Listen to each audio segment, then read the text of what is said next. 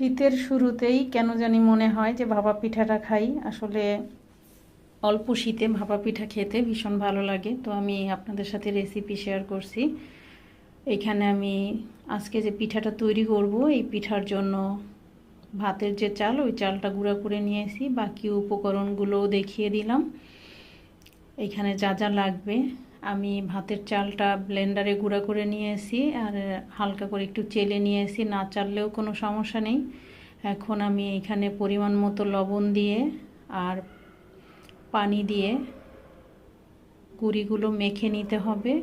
আর হাতে চাপ দিলে যেরকম দলার মতো হয়ে গেলেই বুঝতে হবে পারফেক্ট পানি দেওয়া হয়ে গিয়েছে। তো আমি গুঁড়িগুলো চেলে নিয়েছি, চেলে এক সাইডে রেখে দিব। আর আজকের পিঠাটা আমি একটি ছিদ্রযুক্ত বলের মধ্যে তৈরি করব। এইভাবে পিঠা তৈরি করলে ভাপা পিঠাটা খেতে আমার কাছে মনে হয় বেশি ভালো লাগে। তবে একটা একটা করে যে আমরা ছোট করে তৈরি করি, ওইটা খেতেও ভালো লাগে। তো শুরুতে আমি গুঁড়ি দিয়ে তারপরে নারিকেল দিয়ে গুড় দিয়ে দিলাম। এইখানে দেওয়ার মানে কোনো ধরা বাঁধা নিয়ম নেই যে আপনি গুড় আগে দিবেন না নারিকেল আগে দিবেন, একভাবে দিয়ে নিলেই হচ্ছে। শুধু গুঁড়িটা আগে দিয়ে তারপরে নারিকেল গুড় একের পর এক দিয়ে লেয়ার লেয়ার করে দিয়ে যেতে হবে। তো পুরো বলটা ভরেই আমি পিঠাগুলো তৈরি করব। মোট কথা একটি কেকের মতো হবে পিঠাটা। এই পিঠা হচ্ছে আমার আঞ্চলিক ভাষায় ধুপি পিঠা, খেতে ভীষণ মজার হয়।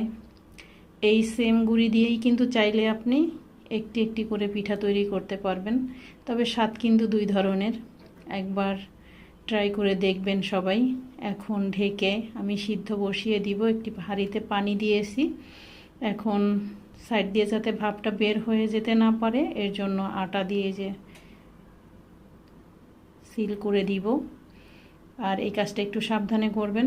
এখন 20 থেকে 30 মিনিটের মতো সিদ্ধ করে নিলেই পিঠা হয়ে যাবে। আর পিঠাটা দেখে নেবেন এরকম একটি কাঠি ঢুকিয়ে বা একটি ছুরি চামচ হাতের কাছে যাই থাকে, যদি এরকম নিট অ্যান্ড ক্লিন আসে তাহলে বুঝতে হবে যে পিঠা একদম পারফেক্ট হয়ে গিয়েছে। এই পিঠাটা একটু ঠান্ডা হলে বের করে নিলে ভালো হয়। তো আমি আপনাদের একদম গরম গরম বের করে দেখাচ্ছি। দেখুন কতটা পারফেক্ট পিঠাগুলো তৈরি হয়েছে। আমি কেকের মতো কেটে নিচ্ছি, একদম ভেঙে যাচ্ছে না।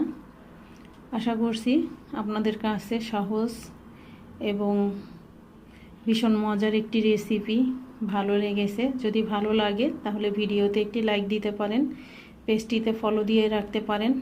আর একই নামে আমার একটি ইউটিউব চ্যানেল আছে, চাইলে সাবস্ক্রাইব করতে পারেন। ভালো থাকবেন।